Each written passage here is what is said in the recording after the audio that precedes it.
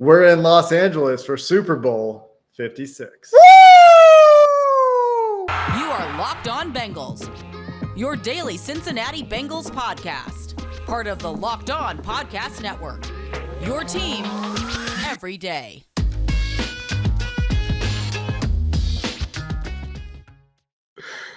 What up, Bengals fans, and welcome to another edition of Locked On Bengals. I got Jake laughing because we are in person for the first time in the history of the podcast. So, man, if you're not watching us and you're listening, you need to make sure you subscribe on YouTube because it's going to be so much fun this week doing this in person. At least I'm going to have fun dancing, and Jake, well, he might laugh a little more than normal. I'm going to try to keep a straight face as much as possible. I'm your host, Jake Liscow. He's your host, James Rapien. We're going to be joined by our normal film host, Mike Santagata, in a few minutes. But before that, we're in LA. We were on Radio Row this morning, and that's where we wanted to start. It's pretty cool that we're out here. We have a lot of good stuff coming your way this week, including, Ryan Leaf, for example, talking about Joe Burrow. That might be coming your way maybe tomorrow, maybe. I don't know. Yeah, we have a lot of stuff. We're working on some really big guests, some national names, some not so local names that you're used to hearing, but we're still bringing you Bengals fans and the film analysis and all of the stuff that you're used to. So tell all your friends, like I said, subscribe on YouTube, follow wherever you get your podcasts. And Jake, you don't know this, but I ran into someone at Radio Row. And they live in the California area. Not going to out them. I was like, all right, what do you think about this game? What do you think about the matchup? It's Super Bowl 56. Obviously, people in Cincinnati are optimistic. They're excited. And he looked at me. He's like, James, no one's giving the Bengals a chance. And so I was like, ding, ding, ding. I can't wait to come on Locked On Bengals because I know you are going to clip this on YouTube or clip the audio and make sure Joe Burrow and everybody sees it because nobody in Los Angeles right now from a California, not only native resident, Los Angeles resident, says nobody's giving the Bengals a chance. You didn't even know that until just now. Your reaction. We can't say who that was? That's an anonymous. Can't say who it was. Okay. They are in the industry though. And they would be plugged in enough to talk to people and have friends and family. But obviously outside of that, it's not just Rams fans. It's people that he's talking to. So I said it's a guy. There you go. I'm surprised that nobody's giving them a chance. I mean, the Rams haven't been great. Like they're eking out their playoff wins, right? Like it's not like they're crushing teams. Matt Stafford's maybe playing a little bit cleaner, but the guy – like I said on Twitter, I was watching the Vikings-Rams game from this year. The guy loves to throw balls that should be picked off, as Matt Minnick said in his reply to my tweet. I mean, PFF had him charted for 4 turnover-worthy plays in that game. I think I saw 6, 7 balls that could have been intercepted, and the Vikings just didn't capitalize. So, I don't know. Not giving the Bengals a chance when Matt Stafford is one of the quarterbacks seems a little bit crazy to me. My Radio Row story that I don't think you heard is something that's going to drive me crazy this week. I was walking out to go get like a snack or something. Maybe it was that protein box that left something to be desired. He left his Built Bars at home, which is a story for another day. A huge mistake. We don't have enough Built Bars here. I do, but not for him, It's a real tragedy. But I was walking out to go get a snack, and some guest on a radio show really loud was like, he's the most sacked quarterback in the NFL we're talking about, like just going off about Joe Burrow. And I'm like, man, I got to listen to this all week. Joe Burrow's the most sacked quarterback in the NFL. And yes, he was. But when has it mattered, right? And so I'm not saying it doesn't matter. Obviously, we've talked about how it's changed the offense. We're going to talk to Mike about what the Bengals can do with Aaron Donald coming and all this pass rush from the Rams coming and how they can adapt and all that stuff. And it does matter. But it's not costing them games. Like they're winning games, even though that's happening. And that's what we're going to hear that so many times this week, James, and it's going to drive me nuts. And we're going to tell you about it because, well, let's be honest. Joe Burrow doesn't want to be the underdog. He is the underdog. The Bengals are underdogs. And that's I think it's a fun spot to be in personally. But neither here nor there. We'll give you the latest from Radio Row and the latest from Los Angeles and the latest from, what the Bengals are saying or doing. They travel to Los Angeles on Tuesday. So we'll have a little bit more there. But yeah, and we'll get into this with Sands. I just think that that's what people are going to look at. They're going to look at the sacks. They're going to look at Burrow, and they're going to say, look, he's really good, and this is a young team, but the magic's run out. And it doesn't have to run out, and it's not every national analyst or anything like that. Like Tony Dungy, for example, was on with Dan Hort and Dave Lapham, and he said that the culture reminds him of the Eagles when they won the Super Bowl. Sure. And that was when Nick Foles beat Tom Brady after Tom Brady threw for 500 yards in the Super Bowl. Like, that shouldn't happen, right? It did. And so, no, I think the Bengals have a shot. We weren't trying to start negative outside of anything other than giving you what we're hearing and two interesting stories that we didn't know about yet. And I can't wait, by the way, because we're going to get to go on some of these shows. And guess what I'm going to laugh at? The guy that's like, oh, my God, he's been sacked more than anyone else in the NFL, and they have no shot at – they have a shot. I think they certainly have more than a shot, and that's exciting, Jake Liscow. Yeah, I mean, they absolutely have a shot. To your point, James, I mean, we've talked about this number, I think. When Joe Burrow's been a 3.5-point dog this year, he's won every single game. Oh. 3. Last I checked, it was a 4.5 point spread. Last I looked. I don't know. Just saying. I don't know if Jake Liscow's trying to foreshadow the future. But where did you see that? Maybe we should talk about that and talk to Mike. Yeah, let's get to Bengal Sands, a.k.a. Mike Santagata, who's this dude texted me on Monday morning like, hey, I'm going to have 52 articles at All Bengals this week.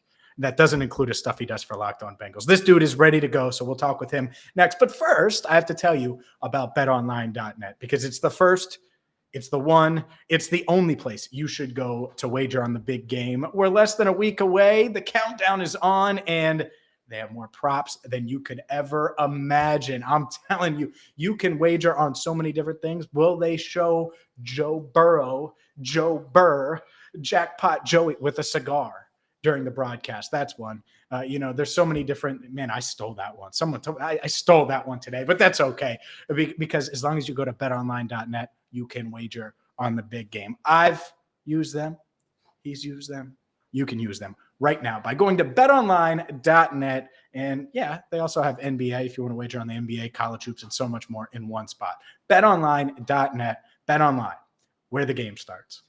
Today's episode of Locked On Bengals also brought to you by GetUpside, the incredible app that's going to save you money on gas. You know that filling up your tank right now costs more than it should.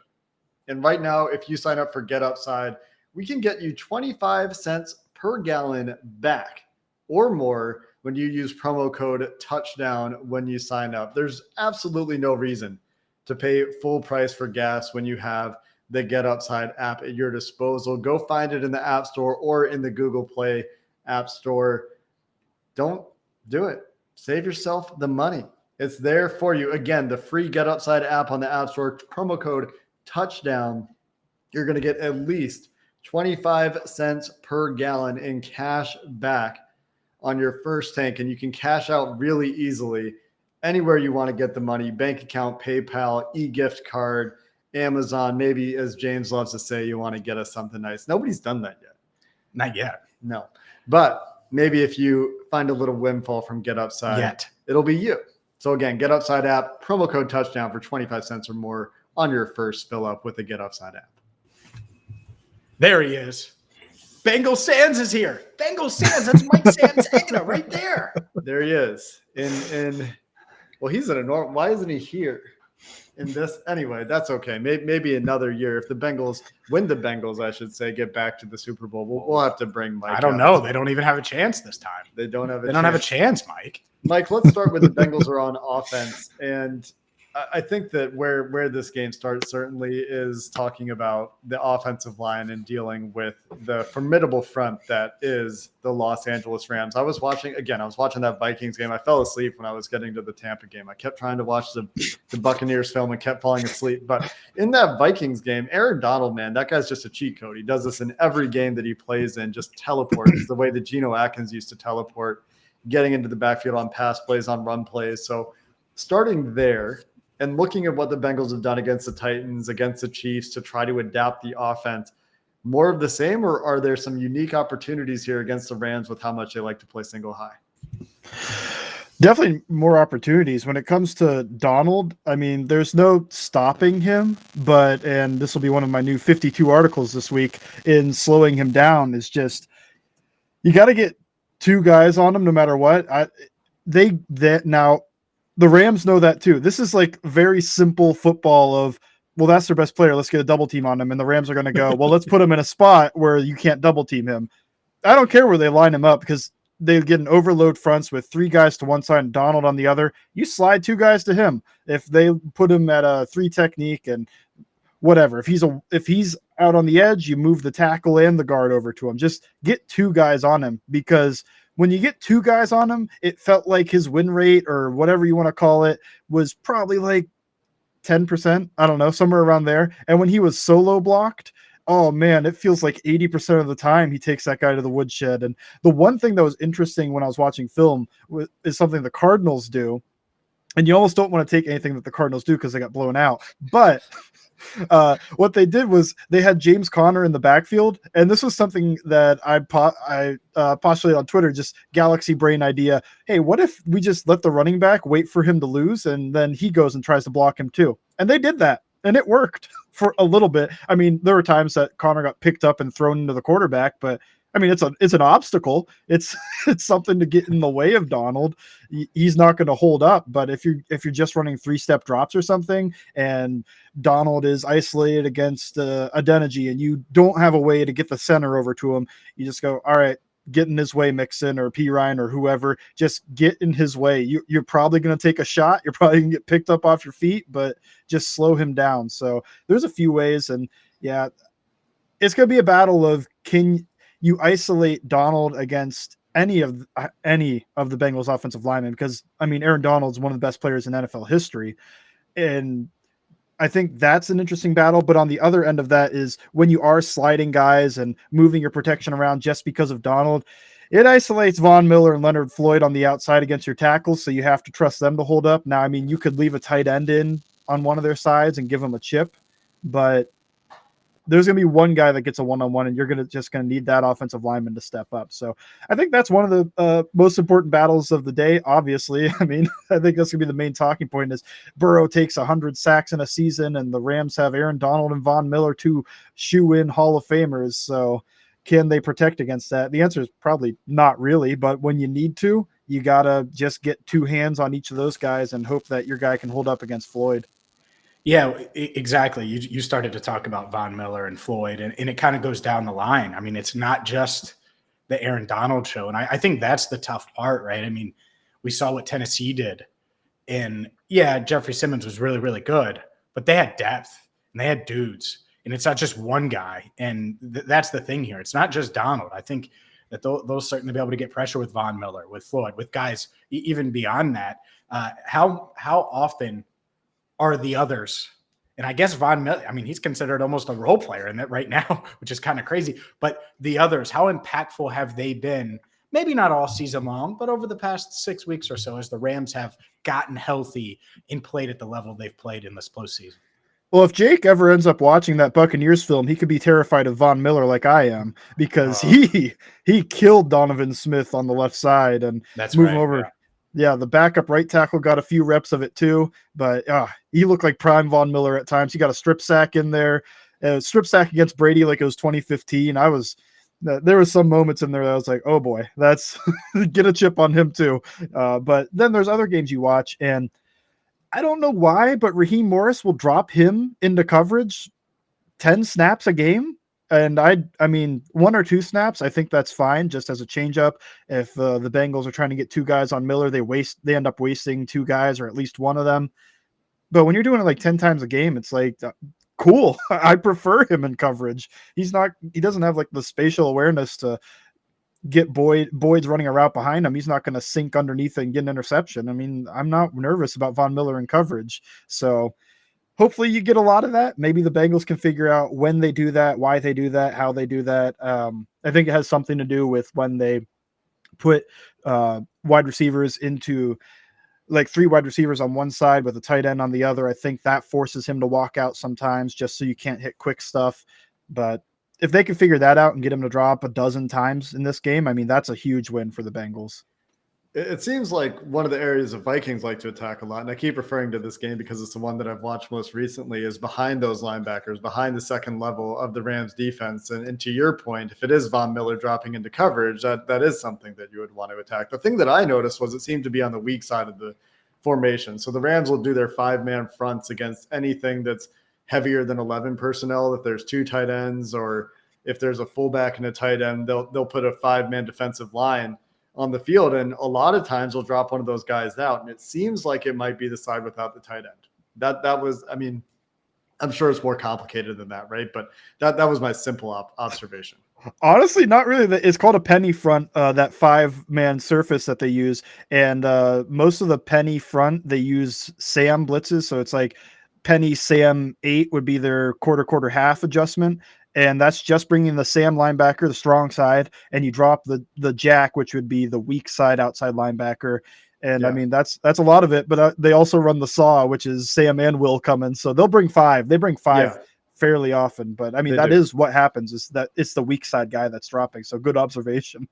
To me, there's a risk when you bring the 5 guys, especially because like they have no fear leaving Jalen Ramsey on an island. I think Raheem Morris talked about that this week. He was, we're going to dictate the matchups is essentially what he said when he was asked, are you going to leave Jalen Ramsey on an island with Jamar Chase? And they did it with Justin Jefferson, and he mostly beat the heck out of Jefferson. And some of that was on Kirk Cousins. It wasn't all on Jefferson. But to me, there's an opportunity there. Like if they're going to rush 5 and they're going to continue to play these middle of the field closed defenses, meaning cover 1 where they're keeping the safety in the middle of the field, or cover 3 where, again, the deep safety, the post safety staying in the middle of the field, you have corners taking thirds.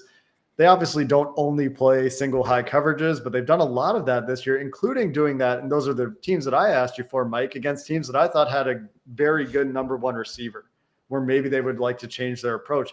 Doesn't seem like that happens. Is that what you saw as well in the games you watched? Yeah, I think early downs, they like to get into single high stuff. Now they like to show it as 2 high at the start. They don't like to just show up in single high and let you know what they're playing. But I mean, they play cover 1, cover 3 plenty on early downs. And I mean, the secret is in zone, they're not going to follow anybody with Jalen Ramsey. Jamar Chase can probably get whatever matchup he wants, because they didn't do it to Adams. They didn't do it to Mike Evans. Nobody I've watched did Jalen Ramsey just lock on a guy for an entire game. Now, this is a Super Bowl. Maybe they say, okay, those were playoff games and those were important, but this is the game of the year. We need our star, best cornerback in the league, in their opinion, also mine, to lock down. And Tyler Boyd. Yeah, Tyler Boyd said the same thing. Yeah, I mean, I feel like he is. I feel like just because Stephon Gilmore just took his step down as he got a little bit older. But anyway, you pay that guy, you trade for that guy, you have that belief in that guy, you can just lock him the entire game, but I just haven't seen it, so I don't believe that they'll do it. Now, 3rd down, they lock him on every 3rd down. Adams and Evans, it felt like every 3rd down, zone man, they put Ramsey wherever that guy went, and I mean, that's annoying. But I mean, the real way to beat him is Mike Evans. If you watch the Bucs game, he gets Ramsey. Stop me if you've heard this. Late hands on a go route with a little push off at the end for a touchdown. I mean, that sounds like Jamar Chase if he can get that. I'm also hearing, Mike, that maybe there's an early down passing opportunity here. We talked a lot about 1st down runs last week. Seems like this is a week where maybe you want to look at opening that up a little bit on those ambiguous downs. Oh, definitely. And I think one of the battles of the game is just early downs. Can you get Jamar Chase an advantageous matchup? I don't think the world of Darius Williams, and I don't know the nickel cornerback's name, but they both give up a lot of plays on film. Adams got the nickel for a huge slot fade, and the other guy, Williams, gives up plenty of plays too. So I mean, Higgins has his opportunity if they try to lock Ramsey on. Yeah, early on they're going to play zone. They're not going to match up. At least they haven't before. Anything's possible, but they're not going to match up best on best. And if you can isolate Jamar Chase against either one of those other guys, or if you want to isolate T. Higgins, who's a very good receiver in his own right, we talk a lot about Chase, but either one of those guys isolated against Williams or the slot, I think you're looking at a pretty nice advantage there. The only problem is, can you protect long enough with Donald and Miller coming, which hopefully. And that's what it's going to come down to, right? Is look, Donald and Miller are going to hit Burrow and they're going to put heat on him. They just are. Like, let's not pretend that the Bengals aren't going to be able to do it. But can the Bengals receivers dominate that secondary and kind of wash it out? Have a couple big plays, have a couple, third down. That's fine. You want to take Chase away. Tyler Boyd should be, and we haven't seen it recently, but should be the best third down receiver on the team. Like, that's fine, right? That's so to me, that's the balance. Can the Rams defensive line whoop the Bengals offensive line? Of course. But will the Bengals weapons be able to do enough to make up for that? And with the way Joe Burrow's playing, because naturally you'd say, no, probably not. Burrow's not going to have enough time. But with the way Joe Burrow's playing, I think there's certainly a chance that happens. And CJ Uzomah is the other guy that I think we should talk about. He seemed bullish on not missing the biggest game of his life in his Monday media session. So we'll keep an eye on him throughout the week. We do have to talk, however, about what will happen when the Rams offense is on the field, and we'll go there with Mike coming up next. But first, I have to tell you about rockauto.com, because let's be honest here. There's nothing worse than having unreliable transportation. Nothing worse. And you want to stay on the road. You want to be able to get to point A to point B and not have to be concerned or stuck on the side of the road.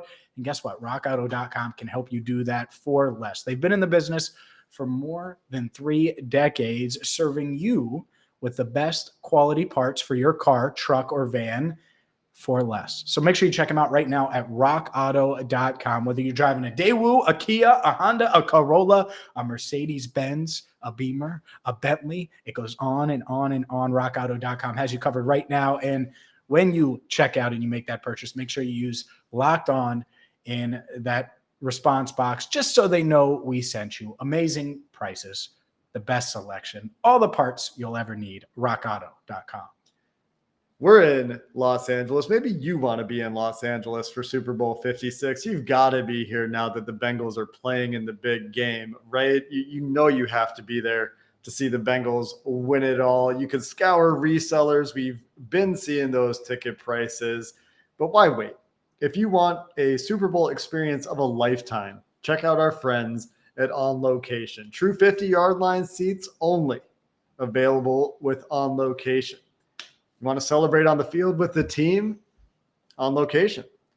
It's not just about game day. It's end-to-end travel. It's exclusive Super Bowl weekend events across Los Angeles, pregame parties with A-lister musical talent, and so much more we just don't have time to talk about. The official hospitality partner of the NFL is offering you the most exclusive ticket package you can find, period. Check them out at onlocationexp.com/SB56. Again, onlocationexp.com/SB56, or just search Super Bowl On Location. That's Super Bowl On Location to get yourself to LA the right way. All right, Sands, I have to start with this because there's the Andrew Whitworth narrative. It's going to happen, and we're going to be talking about that. But let's start with the Rams offensive line in general. Is this Bengals defensive line capable of putting heat on Matthew Stafford, making him make mistakes? Obviously, that's a storyline that a lot of our listeners have already heard, and it's how we talked about it at the top of the show. So, Rams offensive line, Bengals defensive line. Who has the edge there and why? This would be an awesome game to have Ogunjobi, in my opinion, just because I don't think the world of their interior offensive line. I think that the center is a little bit of a weak point, but do the Bengals have a guy that can really exploit that? Now, BJ Hill's a fine pass rusher. DJ Reader's got a few moves up his sleeve, but Ogunjobi was the guy that had like 7 sacks, 24 quarterback hits. He could fly off the ball. When he was on. He could take over a game sometimes. So that's where I wish they had that, but they do still have the advantage, I think, on some of those guys. And I'll be honest. Sands, you tweeted about a guy. I think you're about to go there, but you tweeted to him and he responded to you. Oh, Mike Daniels? Yeah. No, I think he'll be awesome in the run game. Now, he's never been a great pass rusher, but last year, I'll never forget this. He bullied Brandon Scherf onto his butt and grabbed Alex Smith by the ankles. We get a few of those and get Stafford to, hey, he's the type of guy that's a lot. He did it this year where when he's falling down, just throw one up. And that got pick 6 for Tennessee for a nice touchdown. on national television. I hope that he does a great job. I mean, I hope the interior kills him. I will say, I think Trey Hendrickson has the edge over current Andrew Whitworth. I think Andrew Whitworth is a good player, but I think Trey Hendrickson as a pass rusher is better, and especially lately because it feels like Whitworth. I don't know, the long season, or maybe he has some injuries or catching up to him. I feel like it's not a great matchup for him because Hendrickson can fly off the ball. He can get around hand. He beats hand usage. What he doesn't beat is a guy that's really explosive and can get out in front of him and keep in front of him like that. So I think you could see a few Hendrickson wins. I wouldn't say they have the advantage. I'd call it probably a push in the pass game, but I do think in the run game, the Rams like to get to a lot of the stuff the Titans do. And we saw against the Titans, DJ Reader take over. And I think DJ Reader is facing an even more inferior center and interior offensive line this game in the run game. I think we could get a DJ Reader game in the run game, even though they're not going to play the what I want to call the meat package with 1,000 pounds between the tackles. Probably not playing that against the Rams, but DJ Reader could still take over the run game. And I'm all here for it. I'd love to see that. It does seem like it would be dangerous to play that heavy package against the Rams just because like their play action, they have this big play action naked boot package, which they seem to go to a lot. It sounds like maybe they've gotten away from it a little bit in the playoffs. They've started to do more empty stuff with Stafford being comfortable with a spread kind of attack instead. But I noticed that their play action game, unlike the Bengals, their play action game looks like wide zone. The blocking on their play action passes looks like wide zone. And there were plays where I thought it was a run, that it was a pass. There were plays that I thought it was a pass, it was a run. And this is from me watching on all 22. So very deceptive, in my opinion, the way that they move their offensive line. And that makes it kind of dangerous to take any one singular approach. And that's where I'm going here. Lou Anarumo in the past couple of games has come up with some pretty singular strategies, I would say, that have worked against more one-dimensional teams than I think the Rams are. Now, the Rams' rushing game in the playoffs has gone the way of the dodo. It's non-existent right now. It's extinct. They're like averaging 2.5 yards per carry or something in recent games. It's pretty rough, but they do still, to me, present a more multi-dimensional threat than the Chiefs, who kind of, Lou Anarumo bet you're not going to run the ball. They didn't, so drop 8 worked. And against the Titans, it was, we're not scared of Ryan Tannehill. Turns out Ryan Tannehill threw 3 picks. So they rightfully weren't scared of Ryan Tannehill. What kind of approach do you think we could see from Lou Anarumo this week with that chameleon defense? I think the San Francisco 49ers, with how often they play them, and I really liked what they do on defense to the Rams. I think there's some tells in what the Rams do, and I think that they pick up on it. Now, what they do to stop that boot game is the backside end on wide zone. They get into a wide 9 and they just rush him at the quarterback. And you're not going to run boot and let your guy get killed like that. So that gets them to kind of stop doing that. But I mean, it opens up a hole there because you're so wide. You need your guys on the inside and the other one to really kick some butt over there and let your linebackers play free to make that tackle if it is wide zone. But I think that's one way you get them out of doing that. I think they get into the shotgun, they run inside zone, but they run it like zone read. And it's like, I'm not scared of Stafford. Just crash that end. You get zone away from the shotgun. Just go get the running back. I mean, maybe Stafford pulls it and starts running like Ryan Finley, and then you make an adjustment, but I doubt it. And the other thing that I think the 49ers do that's really smart with their ends, more end talk, is whenever they get a solo block from a tight end and you don't see a tackle coming to overtake you, it's tight end screen. And they tell those guys, they must tell those guys, I'm not in the meeting, whenever you get a tight end solo block and there's nobody coming to overtake you, hey, just sit there and just get in the way, because now he's got to turf the ball. It's a screen pass. You can't go to a second read. So that's a wasted down. They run a lot of screens. And if you can take away the tight end ones, I mean, you're taking away a few plays in the game. So there's a lot the 49ers do that I like. One thing that the Bengals can't really do is how much they trust Fred Warner. I like Logan Wilson and Pratt, but Fred Warner might be the best linebacker in the league. So you can kind of let him be a Superman a little bit. So you got to adjust from there. But there's a few things in that film that I'm like, okay, I think Lou could take this, work on the tendencies, try to take away some of the plays the Rams like to get to. Let's dive to the best. Yeah, he's been the best receiver in football. I know people are going to say Jamar Chase, and that's fine. It's Locked On Bengals, and you can hate me all you want. But Cooper Kupp has been amazing. Triple Crown winner, receptions, yards, touchdowns. He's just been great. What do the Rams do to get him open? Because it seems like he's always open, always has an advantageous matchup. Everyone knows the ball is going to him, and yet he's still open. I saw some of your tweets, and obviously they'll try to get him matched up on linebackers. So that, and then how does Odell impact things as far as Cooper Kupp getting open? Because I'm sure he does have an impact. Yeah, they like to put Cooper Kupp on a few routes. Weak choice, loosey, looky, slop, slant until you can't. It's all the same route. It's a slant out combo, and they just go off the leverage of whoever's playing him. The way I play Cooper, my best, by the way, was slant until you can't. Keep going. Yeah. So the best way to take that away, in my opinion, is I'd only do this on third down, because I just think that all these 7-8 yard receptions, whatever. I think that Mike Hilton can get the better of him sometimes. He's not going to do it every down. And early downs, I just don't like allocating all my resources to a guy running an 8-yard route. But if it's 3rd and 5, you just get a double, and you do that by moving a safety down, and you let the linebacker take the inside part. And I watched the Packers do this at least once. The linebacker walls off the inside, and the Kupp can't break outside because the safety comes down. He's keying on him. Now, the issue is that you've got Odell or whoever on that side one-on-one with whatever corner. But if you trust Cheeto to take that away, then you're golden. That side's shut down. You just got to worry about the other side. They also like to put him on some double moves. He's a really good route runner. I think we all know that. And they like to get him in the slot to get some advantageous matchups. But heck, Mike Hilton had a great game against him in 2019. I haven't watched it yet. I'm hoping to get the film for that, but I think it was a lot of man. I do think there is some brackets and some other stuff in there, but if Mike Hilton can get the better of him in this game, and you're not going to stop Kupp, he gets 12, 15 targets a game.